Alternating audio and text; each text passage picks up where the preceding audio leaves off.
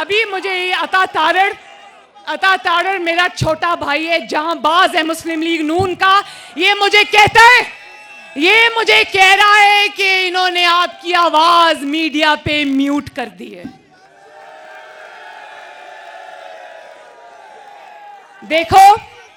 देखो मैं आज आपके थ्रू, एक मिनट, हाँ ठीक है, आज मैं आपके थ्रू मीडिया को भी पैगाम देना चाहती हूं, मीडिया को पैगाम देना चाहती हूं।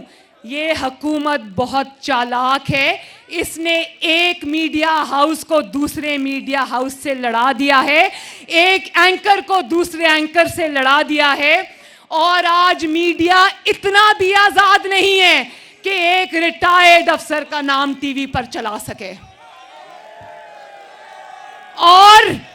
और जो चैनल्स दबाव का सामना करने से इनकार करते हैं, या जो चैनल्स अपनी सहाफती जिम्मेदारियां अदा करते हैं, उनके सरबराहों को नैब की डिटेंशन सेल्स में फेंक दिया जाता है। आपको पता है ना कि जो जियो के सरबराह हैं, आजकल जियो बहुत हमारे खिलाफ है, मगर मुझे सब समझ आती है कि प्रेशर ऊपर से है, और सब चैनल्स आजकल जो सबक पढ़ाया जाता है, जो कागज़ पे लिखा हुआ आ जाता है, जो फ़ोन आ जाता है कहीं से एक छोटे से अफसर का भी, उनको मानना पड़ता है। मुझे पता है वो मजबूर हैं, लेकिन उस क्या सदा इस तरह ही मजबूरी में बैठे रहोगे?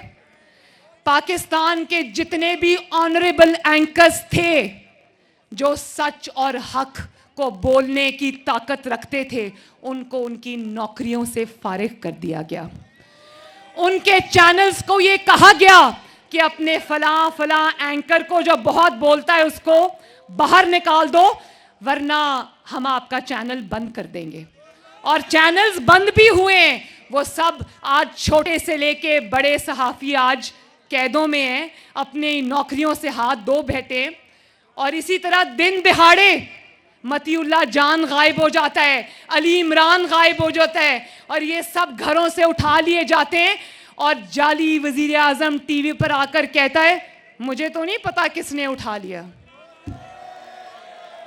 भाई, अगर तुम्हें यह पता नहीं है कि कराची पे मरियम नवाज शरीफ कौम की बेटी के कमरे पर किसने हमला किया था, और कौन उसका दरवाजा तोड़कर उसके कमरे तक आ गया था, किसने कैप्टन सफदर को अगवा किया, किसने आईजी सिंध को अगवा किया, किसने इन सहाफियों को उठाया, तो फिर तुम्हारा नाम मिस्टर खामखा क्यों ना रख दे पाकिस्तान की आवाम।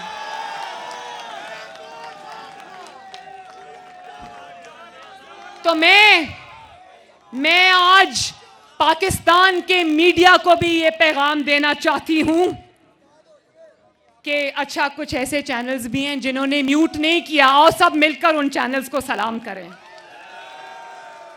साथ साथ खबरें आ रही है, हमारा मीडिया सेल भी बहुत तेज है माशाल्लाह। अच्छा, तो मैं ये कह रही थी कि आज हम उस मीडिया से भी रिक्वेस्ट करते हैं कि कब तक हाथ जोड़कर मार खाते रहोगे? कब तक ये बर्दाश्त करोगे कि हक और सच बात कहने के लिए तुम्हारे घरों से दिन दिहाड़े, जिसको अंग्रेजी में कहते हैं ब्रॉड डे लाइट में, तुम्हें सड़क पे घसीटते हुए उठाकर डालों में डालें, और तुम्हें ऐसी जगह ले जाएं कि वापसी पे तुम्हें यह कहना पड़े 2 दिन के बाद कि भाई मैं तो शुमाली इलाका जात की सैर के लिए गया था। तो मीडिया भी किसी का आलाए कार बनने से इनकार कर दे, तो मैं देखती हूं किसकी हिम्मत है कि इतने सारे चैनल्स को अगर ये इकट्ठे हो जाएं जुल्म के खिलाफ, तो मैं देखूंगी किसमें इतनी हिम्मत है कि मीडिया के अंदर भी दरार ला सके। इसी तरह मैं पाकिस्तान की जुडिशरी की भी बात करना चाहती हूं। अभी आपको पता चला ना कि अरशद मलिक साहब, अल्लाह ताला उनकी मगफिरत करे, वो भी अचानक इस दुनिया से रुखसत हो गए। भाई, आपको याद है जब मैंने अरशद मलिक की वो वीडियो चलाई थी एक प्रेस कॉन्फ्रेंस के अंदर, आपको पता है कि मैंने कितने खुफिया रखकर, मियाँ साहब तब कोट लखपत जेल में थे, तो मैंने चुपके चुपके खुफिया तौर पे वो अनाउंस नहीं किया। सब पूछते रहे कि भाई प्रेस कॉन्फ्रेंस किस लिए रखी है, तो मैंने कहा कि कोई मामला है। तो प्रेस कॉन्फ्रेंस में मैंने अचानक अरशद मलिक की वो वीडियो चला दी जिसके अंदर वो कह रहा था कि मुझे ब्लैकमेल करके नवाज शरीफ को झूठी सजा दिलवाई गई। और मैं आज, आप जानते हो ना, कल काजी फाइज ईसा साहब ने पिटिशन दायर की है और उसमें उन्होंने कहा है कि मेरे खिलाफ रेफरेंस बदनीयती पर मुश्तमिल था और जो पिछले चीफ जस्टिस थे जस्टिस आसिफ सईद खोसा, वो मुझे लॉन में टहलने के लिए ले गए और उन्होंने मुझे एक स्ट्रैटेजी के तहत ये कहा कि आपके खिलाफ तो रेफरेंस आने वाला है। इसका मतलब ये है कि आपके खिलाफ रेफरेंस आने वाला है, आप रिटायर हो जाएं और इस्तीफा दें और घर जाएं। जिस तरह नवाज शरीफ को ये डराते थे, नवाज शरीफ जब वजीर आजम था तो उसको कहते थे ये कर दो वरना पनामा में हम कुछ कर देंगे। और फिर जब पनामा आ गया तो कहा चुप करके इस्तीफा देके घर चले जाओ वरना ये हो जाएगा और वो हो जाएगा। शाबाश है नवाज शरीफ को कि उसने जुल्म अपने ऊपर सह लिया। जानते हो ना कि पनामा पेपर्स में नवाज शरीफ का नाम नहीं था, जानते हो ना? नवाज शरीफ को शाबाश है कि वो ये जानता था कि अगर मैंने इस वक्त इनकी बात से इनकार किया तो पीछे पीछे क्या आ रहा है।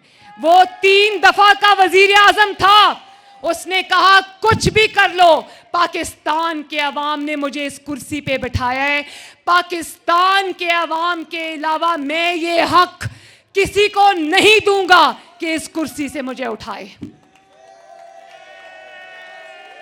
तो मैं जजेस को, मैं अपनी मुअज़्ज़ज़ अदलिया को भी ये कहना चाहती हूं कि अगर आप इन अहकामात को मानते हैं तो पिछले जो 2 चीफ जस्टिसेस का हाल हुआ है, जब वो कुर्सी पर बैठे होते हैं तो सब एहतरामन या उनके खौफ के मारे उनको सलाम करते हैं, जब वो कुर्सी छोड़कर जाते हैं तो कोई उनसे हाथ मिलाने का भी रवादार नहीं होता। ये ज़रूरी नहीं है कि आप अपने 2 साल, अपने 3 साल निकाल जाएं तो आप कहें कि मैं बहुत कामयाब हूं। कामयाब वो इंसान है कि उसके जाने के बाद उसको लोग याद करें और कहें कि बंदा बिल्कुल ठीक था, बंदा बहादुर था। जैसे आज उनका क्या नाम है जो फौत हुए जस्टिस पेशावर वाले,